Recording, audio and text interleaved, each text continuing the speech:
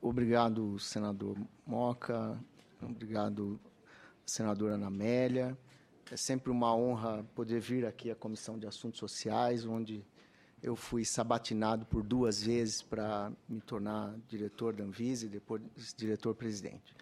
Eu vou começar dizendo uma coisa que eu acho que é importante antes da minha fala. Em 1998, eu trabalhava como administrador de um hospital que trata câncer de crianças. E era um hospital vinculado ao SUS, mas que oferecia tratamento privado. E nós tivemos uma situação de um menino que faleceu vítima de leucemia. Eu fui receber a conta da mãe do menino. E ela parou diante de mim, e como era uma conta alta, a gente fez o recebimento direto. E ela estava preenchendo o cheque, num valor determinado, e ela, no meio do preenchimento do cheque, parou, olhou para mim e me perguntou: o senhor sabe quantos zeros eu colocaria a mais nesse cheque para poder ter mais um dia com meu filho? Né? Isso me marcou muito, e essa fala serve sempre para aquilo que a gente faz, tentar compreender, de fato, o quanto que é importante que as expectativas que nós geramos daquilo que a ciência é capaz de produzir para as pessoas seja a mais exata possível, porque é importante que todas as cidadãs e todos os cidadãos do nosso país, do planeta, consigam perceber, de fato, o que a medicina, o que os medicamentos, o que os esforços conseguem ou não resolver. Eu faço essa introdução porque, claro que eu sou obrigado a reconhecer que o modelo regulatório brasileiro ele traz um impacto importante na questão dos prazos para a liberação de pesquisas no Brasil. É importante, eu vou falar sobre isso, os esforços que a Anvisa tem feito para reduzir esse prazo, a parceria que nós temos com a Conep em relação a isso. Mas eu não acho prudente fazer coro e concordar com os argumentos que buscam justificar a necessidade de alterar e melhorar esses prazos ou ainda indicar as consequências relativas a esses prazos. Eu acho que não é prudente que o presidente da Anvisa faça coro aos argumentos e às justificativas que muitas vezes são colocadas e que levam a sociedade a uma expectativa que foge à realidade, e é importante que todos nós tenhamos em mente e tenhamos claro o que significa cada uma das coisas. Eu acho que tem algumas perguntas que eu faria, antes de entrar na apresentação especificamente, que precisam ser respondidas de fato. Por que as pesquisas são importantes? As pesquisas são importantes, primeiro, porque a partir delas, e não há outro método que foi definido até hoje, os medicamentos conseguem ter a sua comprovação de eficácia e segurança minimamente determinadas. É bem verdade que depois muitos produtos chegam ao mercado e fica demonstrado que aquilo que a pesquisa clínica colheu não era suficiente para provar a eficácia e a segurança, e por vezes a Anvisa retira, ou as agências sanitárias retiram produtos do mercado que passaram por pesquisa clínica, mas elas são importantes também porque a indústria farmacêutica depende das pesquisas clínicas para colocar os seus produtos no mercado. E elas são importantes também porque elas movimentam de 200 a 300 bilhões de dólares por ano de negócios, e não de caridade, de negócios. É importante que isso fique claro. Quem ganha com as pesquisas? Ganha a humanidade como um todo, porque, de fato, os medicamentos que são lançados no mercado e que conseguem agregar qualidade de vida, agregar diminuição na morbidade ou na mortalidade de determinadas doenças, se beneficiam por isso. Mas ganha também o patrocinador da pesquisa, ganham também as empresas que colocam produtos no mercado, e nem sempre produtos melhores do que aqueles que já existem no mercado. As pesquisas clínicas e as análises sanitárias não são suficientes para dizer que os medicamentos que chegam ao mercado depois de passarem por pesquisa são mais custo-efetivo do que aqueles que já estão no mercado. Então, é importante que nós tenhamos isso em mente também. As pesquisas clínicas não servem só para colocarem dados de eficácia e segurança de produtos que são melhores que os outros. É importante que nós tenhamos. E por que é importante e necessário controlar as pesquisas? É importante porque elas envolvem humanos na sua própria execução e não é prudente que nós coloquemos a vida das pessoas que sejam sujeitos de pesquisa em risco para que se comprove a eficácia e segurança de produtos que muitas vezes não estarão acessíveis nem a eles próprios sujeitos de pesquisa. Então, nós temos de controlar, porque há questões sanitárias importantes que precisam de proteção à vida dessas pessoas e há questões éticas relativas à execução de pesquisa. E quem faz o controle? Bom, não há outro modelo no mundo senão atribuir ao Estado esse controle. Aqui no Brasil, o modelo regulatório implica uma ação do Estado que envolve a Anvisa e envolve também a CONEP. Né? Então, é importante que nós tenhamos isso em mente para que nós tenhamos o cuidado de não acharmos que a pesquisa clínica é uma forma simples de lidar com câncer. Não é.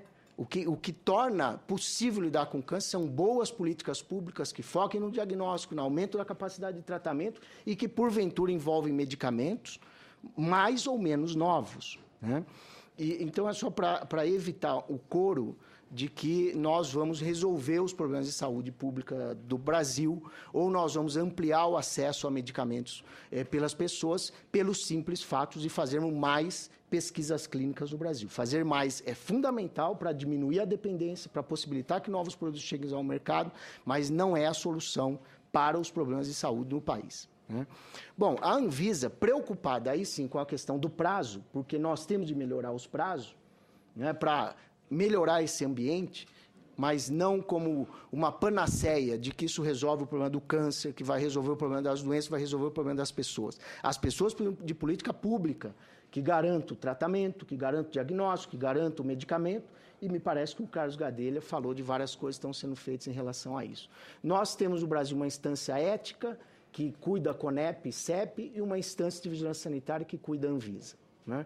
A Anvisa se preocupa com regulamentação adequada para os ensaios clínicos, garantia de segurança e direitos do sujeito de pesquisa, que os ensaios clínicos sejam adequadamente conduzidos e não gerem mais danos ou risco à saúde dos sujeitos de pesquisa, e ainda atua solicitando revisão, quando verifica que os protocolos precisam ser adequados para dar mais segurança ao paciente. E ainda realiza inspeção in loco nos centros de pesquisa, avaliando as boas práticas de pesquisa clínica.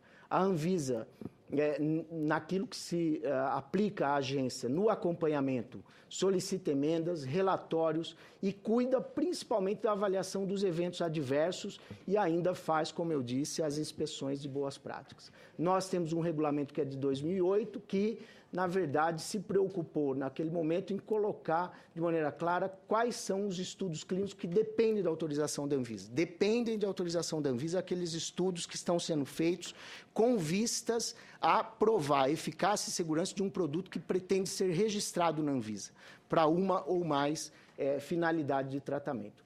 Aqui o mapa que mostra quantos estudos entram na Anvisa por ano, em roxo quantos saem, e em verde quantos foram aprovados. O que se verifica é que, na média, nós temos uma atuação que garante que os estudos que entram em 12 meses são aprovados dentro do prazo de 12 meses. Nós temos uma instrução normativa que trata das inspeções, da rotina de informação sobre o andamento dos estudos e ainda atua em caso de denúncias. O olhar sanitário considera o direito, a segurança e o bem-estar do sujeito, a relação transparente entre o sujeito e o pesquisador, porque é importante deixar claro para o paciente que ele pode usar uma droga que já tem no mercado, é importante deixar claro para o sujeito de pesquisa que pode-se chegar à conclusão que aquele resultado não foi obtido, né? É importante nós sabermos que nem todos os pacientes ou sujeitos que são objetos de uma pesquisa clínica serão beneficiados pela pesquisa clínica. Então, não dá para dizer que o Brasil, que quando 3.700 pacientes não são beneficiados, que todos seriam. Não é automático dizer isso. Pode ser que um grupo utilize a droga que já é utilizada. Aqui no Brasil a gente não aceita placebo, mas no mundo inteiro se cruza o dado do medicamento novo versus um placebo. E essas informações todas são fundamentais de serem repassadas e cuida a Anvisa de que essas informações existem, como cuida a Conep também, né?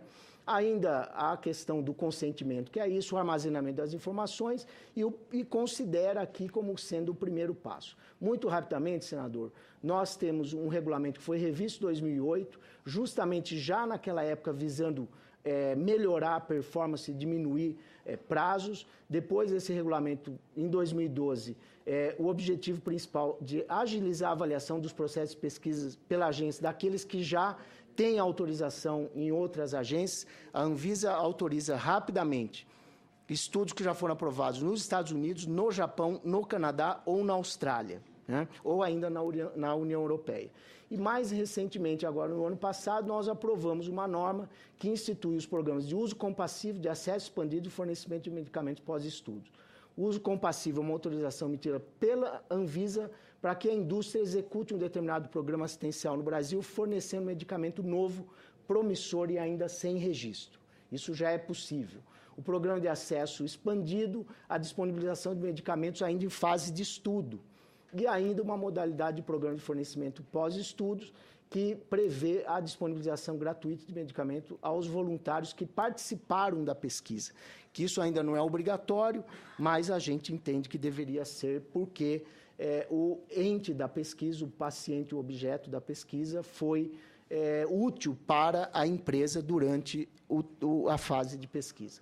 O tema de pesquisa clínica está na agenda regulatória, vai ser revista ainda esse ano de 2013, e o que está em discussão é a possibilidade da Anvisa deixar de analisar o desenho do estudo, né? Uma vez que o desenho exitoso ou não é a responsabilidade de quem está propondo o estudo. Então, uma das discussões que está se propondo é essa. Nós ficaríamos focados na questão da segurança do paciente e não mais na questão do desenho do estudo, entendendo que a responsabilidade por desenhar bem o estudo cabe a quem está propondo fazer. E se ele é aprovado pela Conep, significa que as questões éticas estão preservadas, e nós trataríamos das questões sanitárias. Se o estudo tiver um desenho precário àquilo que ele pretende provar, naturalmente o produto não será registrado depois. O que está em discussão, uma mudança mais substancial, é esse ponto. Os prazos são passíveis de ficarem dentro dos 60 dias, no meu entendimento. A Anvisa está agora convocando já os 180 novos especialistas, uma parte considerável deles vão para a área de medicamentos e para essa área de pesquisa clínica, e na perspectiva de que ninguém está propondo diminuir o rigor sanitário ou ético, mas melhorar a performance do sistema regulatório, nós entendemos que ainda no ano de 2013, tanto pelo que vocês vão ver daqui a pouco, pelo que o Venâncio está apresentando, pelo que tem a Anvisa de planejamento, de revisão de norma e alocação de pessoal, nós terminaremos o ano de 2013 numa situação muito menor.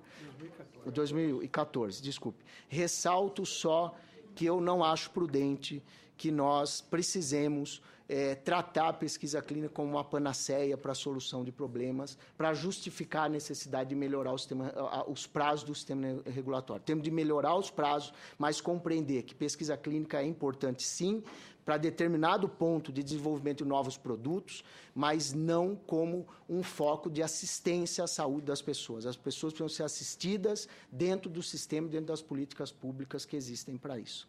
Obrigado, senador.